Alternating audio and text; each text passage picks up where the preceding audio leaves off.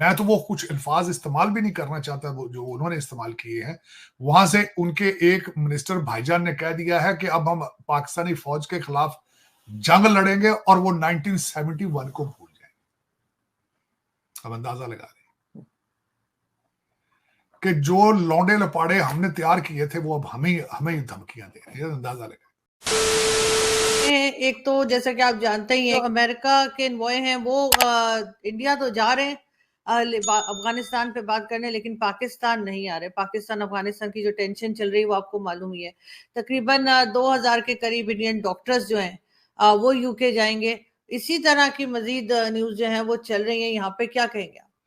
अब इससे ज्यादा जो परेशानी की बात आपने खुद जो शुरू में कह दी है कि थॉमस वेस्ट जो कि प्रेसिडेंशियल एनवॉय हैं, वो अफगानिस्तान का मसला हल करने के लिए दो ममालिक में जा रहे हैं, एक भारत है, दूसरा यूएई है।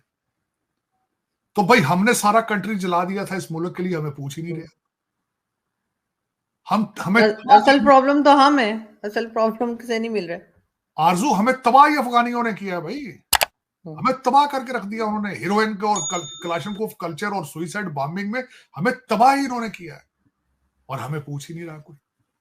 हाँ, इसमें एक जरूर बात है, क्यों जा रहे हैं भाईजान जो है थॉमस वेस्ट वहां पे, वो भी इंटरेस्टिंग है। क्योंकि अफगानियों को खाने के लिए गंदम तो दे रहा है भारत।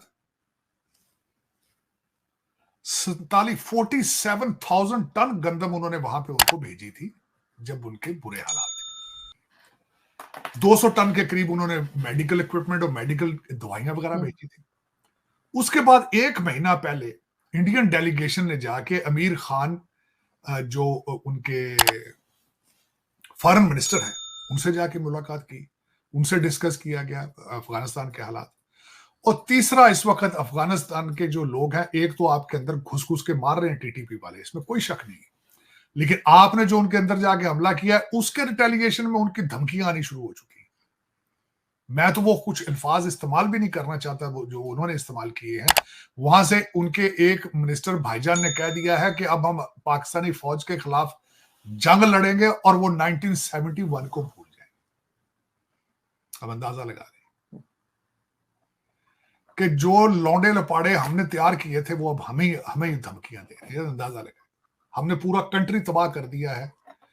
खैर, उससे हमने पैसे भी बहुत बनाए, ऐसी भी बात नहीं है कि हमने सिर्फ तबाही की है। हमने लंदन और दुबई में बड़े बड़े प्लाजे बनाए भाईजान। हम ये ना हमें कुछ समझे कि हम बेवकूफ हैं और हमने सिर्फ ऐसे मोहब्बत में ही सारा कुछ कर लिया। पैसे हमने अफगान मुहाजिरीन पे भी बहुत बनाए हैं, हमने भी डॉलर बनाए हैं। अगर कुछ समझे ना कि हम मुफ्त में बैठे रहे हैं, इनको सिर्फ हमने मुल्क फ्री में दे दिया, ऐसी बात नहीं है।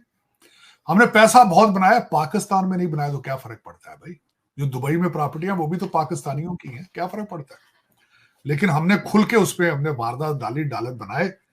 और आज जो है, अब वही टीटीपी के जो बच्चे हैं वो हमें गालियां भी दे रहे हैं, धमकियां भी दे रहे हैं, घुस के मारेंगे। चले, बल्कि यार देखिए आने वाले दिन क्या बताते हैं। कि आपने कहा है कि भारत से 2000 डॉक्टर जो है वो यूके जाएंगे। वहां का जो नेशनल हेल्थ सिस्टम है उनका एनएचएस, वो बिल्कुल तबाही के धाने पर है। 1947 के अंदर एक एक्ट के जरिए ये काम में लाया गया था वहां पर, और आज बिल्कुल काम नहीं कर रहा। उसकी सबसे बड़ी वजह यह है कि डॉक्टरों की तनख्वाहें ठीक नहीं है और वहां पे लोकल डॉक्टर बन ही नहीं रहे, लोग जा ही नहीं रहे डॉक्टर नहीं। दूसरा, सिस्टम इस तरीके से कोलैप्स कर रहा है कि हर 8 में से एक आदमी जो है वो इंतजार कर रहा है डॉक्टर को मिलने के लिए, और वहां पे एक एक महीने का इंतजार करना होता है, मरीजों को करना पड़ता है डॉक्टरों के लिए। दूसरा, जो इस वक्त 2 लाख से ज्यादा लोग जिनको जिंदगी बचाने के लिए सख्त सर्जरी या ऐसी चीजों को का इलाज उनको चाहिए, लेकिन उनको डॉक्टर मुयसर नहीं है। 2,000 भारतीय डॉक्टर जाके तो रेस्क्यू करेंगे उनको। अब यहाँ ये बताना चाहूंगा, 1 लाख से ज्यादा वर्कर इस वक्त इजराइल में जा रहे हैं। और देखा जाए तो फिर आप खुद ही अंदाजा लगा लें कि एक तो वहां पढ़े लिखे लोग हैं वहां पे, और दूसरा बाहर जाएंगे तो वो टेक्नोक्रेट बनेंगे, वो डायस्पोरा नहीं बनेंगे, वो मजबूरी बन जाएंगे उन कौमों की जहां जाके वो काम करेंगे। और गयाना में बेच रहा है। गयाना ने आज 2 जहाज खरीदे, भारतीय निजात, भारतीय बने हुए।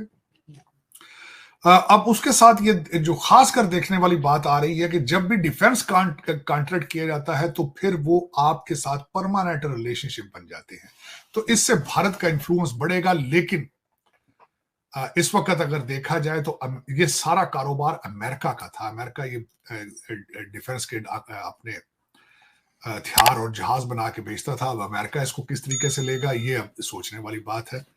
ये इतना आसान नहीं है कि इनको ये हजम हो जाए। इस वक्त अगर देखा जाए तो भारत अमेरिका का असला जो है वो बहुत महंगा होता है, इसलिए ज्यादातर कंट्रीज अफोर्ड नहीं कर पाते। और दूसरा, अफ्रीका में जो असला पहले रशिया बेचता था, यूक्रेन की जंग के बाद वहां एक वैक्यूम क्रिएट हुआ, भारत ने उसको फिल करने की कोशिश की। बल्कि यहां तक कि अफ्रीकन कंट्रीज में जितने जितने मिलिट्री अटैशेस थे भारत के एम्बेसियों में, उनको बुला के ट्रेन किया गया, और अब वहां पे असला बिकेगा भारत का, और भारत का इन्फ्लुएंस जाहिर उसको बढ़ेगा। जो चाइना और अमेरिका, उसको अब देखें किस तरह रिसीव करता है। ये एक नई क्वेश्चन है।